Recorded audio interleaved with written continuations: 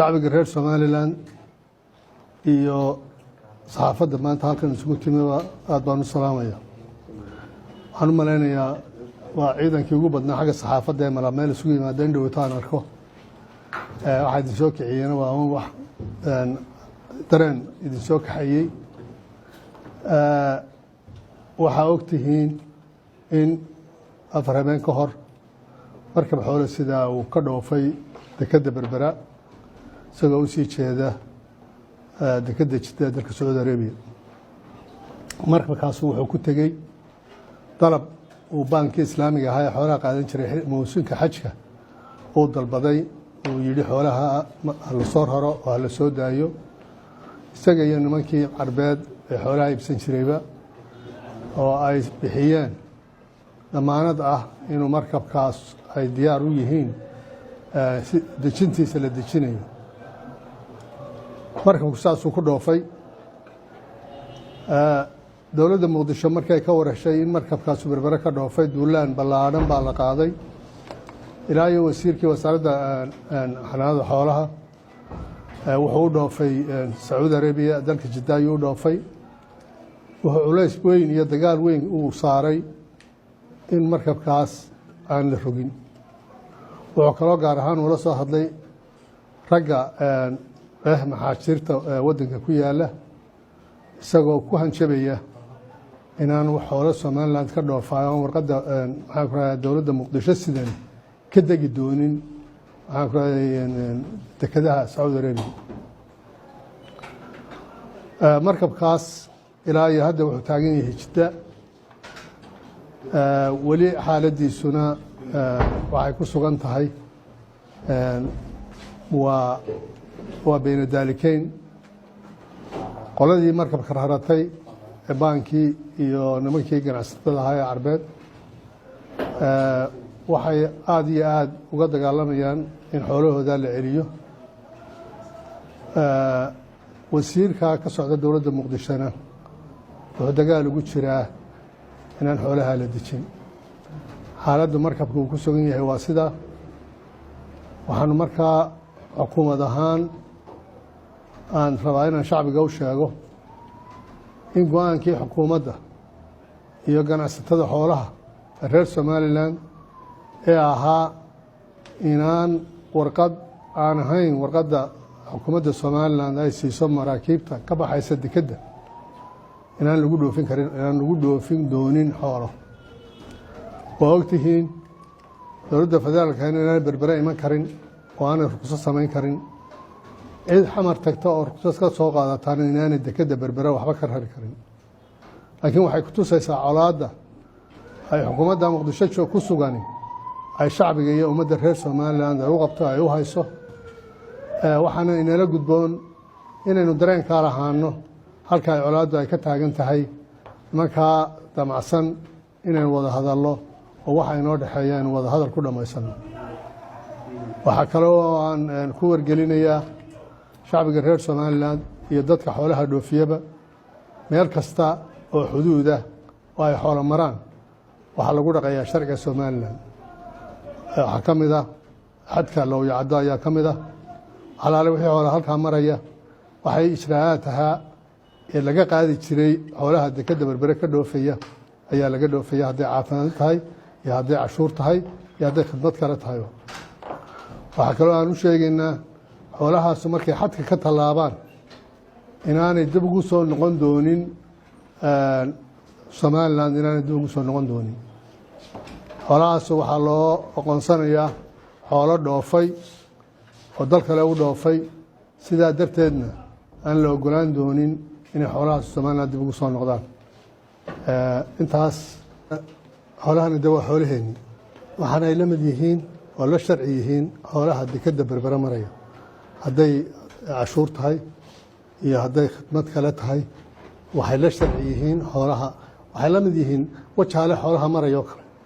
dekadu midna waa dekad qalaalan sida wajaale, midna waa dekad bad leh sida Berbera oo kale. marka waxa weeyaan xadka Lowyacaddo waxuu la mid yahay xadka Itoobiya ee wajaale ee wax lagu cashuurayo ayuu la mid yahay. Itoobiya waxa kuu dhaafay intuu wajaale maro Itoobiya kuu dhaafa oo adiga dib kuugu soo noqda ma jiro. sharciguna dee waa sharci international ah waa haddaan inagu aynu samaynayno marka waxa weeyaan xoolahaas jabuuti meeshay doonaysa ha geyso laakiin inagu weyna dhaafay inuu kuna soo noqon maayo sidaa bucshirada wajaale u martaa aanay dib inuu ku soo noqonay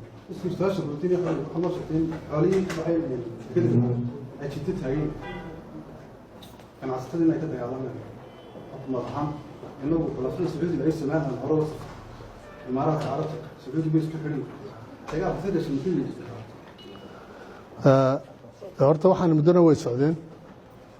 xukuumadduna maalintii hore warqadaas ay soo baxday dagaal badan baa laga galay dagaalkaasuna waxaanu filaynay annagu inuu gebagaboobay laakiin waxaad moodaa inuu haddeer dib u soo cusboonaaday marka harena waanu u gallay intii la mari karayay iyo dhulkii wax la marin karayeyba waanu maray wixii waajibna markaan ugu beegnaana waanu samaynay haddeerna halkii kaga hari mayna sidii un baanu u daba joognaa laakiin waxaanu ummadda u caddaynaynaa go-aanku inuu kaa yahay markii horena kaasuu ahaa haddeerna waa kii laga tegi maayo warqad somaliland ay leedahay waxaan ahayn oo xoolo ku dhoofayaan ma jirto waxaa jira ganacsato badan oo dhinacii xoolaha oo werwer badan markii warkani soo baxay oo ka galay maxaad adigu ganacsatada leedahay farxid maxay ka warwarayaan in arrintoodii laga soo celiya xoolihii somaliland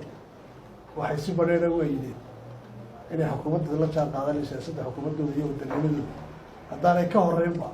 aanay iyagu ka dambeyn xooluhuna waa laba weji wejiga imika aynu ku shaqeynaa xoolaha lagu diraya waa wejiga xoolaha baanka islaamku dalbaday waa odhar inooga yimi iyaga odhar iyaga inooga yimi oo aynu wax kaga iibina bayna xoolihii ugu rarayna khasaare gaara oo gaar inoo soo gaaraya oo aynaan wada qabin innagii baankan islaamiya ma jiro waxaa sheegteen dhacdo dhacday oo ah markii somaliland ka baxay oo meel baxay waxaa sheegteen in amaraayid ka soo baxeen ninkii xoolo dhaqatada ahaa isaga farmaajin waxba kuma kusayaan somaliland uu ku dhex nool maxaa xal u ah ninkii neefkiisa ariga ah iibinayey ee sanadka dhanna sugayey xal maxaa ah teeda labaad ee mudane wasiir waxaa ka soo jeedaa deegaanka ciidafe xushbadaa ka soo cusboonaaday xukuumaddu weli kamay hadan adoo afkii xukuumadda ku hadlaya adoo deegaanka ka soo jeeda ku hadlaya arrintaana oo shacabku u dheg taagaya waxaad ka odhanaysa hadda munaasabaddani dee waxay leedahay mawduuc bay leedahay su-aashaada labaad mawduuca way ka baxday waxaase kaaga jawaabayaa mawduuca hore waxaa weeyaan ganacsatadu waxay ka mid yihiin xoolo dhaqatadu waxay ka mid yihiin shacbiga somalilan ee ay xukuumadda iyo ganacsatadu intuba ay u shaqaynayaan waxaa noloshooda iyo mustaqbalkooda uu ku xidhan yahay qaabka iyo nidaamka iyo siyaasadda lagu hago xoolaha ay iyagu dhaqdaan sidii ay u heli lahaayeen sayladu kuma jirto inay maalin walba ay maxaan ku rahday saamayso shuruuc meel kale kaga timaada haddaan laga dagaalaminna waxaa weyaan xoolaha xoolo dhaqatadu maalin walba dhibaato cusub oo hor leh ayay la kulmaysaa ama maanta ama maba jirto weeyaan ama maanta waa inaynu waddo u hella xoolaheenni oo sacuudiga waddadaa uu furaa ama waa inaynu saylado kale doonanaa inaan sacuudiga u xidhnaanin waxaynu ku khasbayey waxaa weeyaan waa meesha ugu dhow aynu xoolo geyno laakiin waxay noqonaysaa iminka inaynu cid kastoo diyaar u ah inay waxna ka iibsato inaynu inagu geyno waxaana waajiba inaynu doonano saylado kale inaynu doonano ama ha isticlaadaan ciddii aynu markii hore ay wax u geyn jirnay ama ha isnabcaadaan laakiin inagu danteenna waxa weeyaan inaynu xoolaheenna u helno cid qaadata waana helina insha allah sidaa uu idiin sheegay wasiir xasan wasiirka xanaanada xoolaha iyo kalluumaysigu shir haddaanu ka soo baxnay oo ay isugu dhammaayeen wasiirada iyo madaxweynaha iyo ganacsatadii xooluhu waxaanu go-aansanay intaa uu idiin sheegay waxaan intaa ku darayaa dowladdii xamar dagaalkii siyaasiga ahaa iyo kii dhaqaalaha ahaaba way isku dartay waxa ay ka badheereen inay u duulaan magaalada jidda oo ay dabeedna soo rogaan markabkii oo ay fuuleen dhakhaatiirtii sacuudigu oo dhiiggii laga qaaday oo saxadii markabka la eegay oo la fasaxay in dabeedna ay ku soo celiyaan oo ay idhaahdaan warqaddii federaalka xamar ma sidataa iyo maya iyayaan la soo dejin halkaasay gaadhsiiyeen waxaana la isku hayaa waxa weeye jiritaankii somalilan oo labada iyadaa oday imika halkaa fadhinaa labadii warqadood ee aanu saxeexnay oo kala ah warqadii caafimaadka xoolaha iyo warqadii certificate of origin la odhan jiray ee rugta ganacsigu bixinaysay labadaasoo xamara inay berbera kaga dhoofaan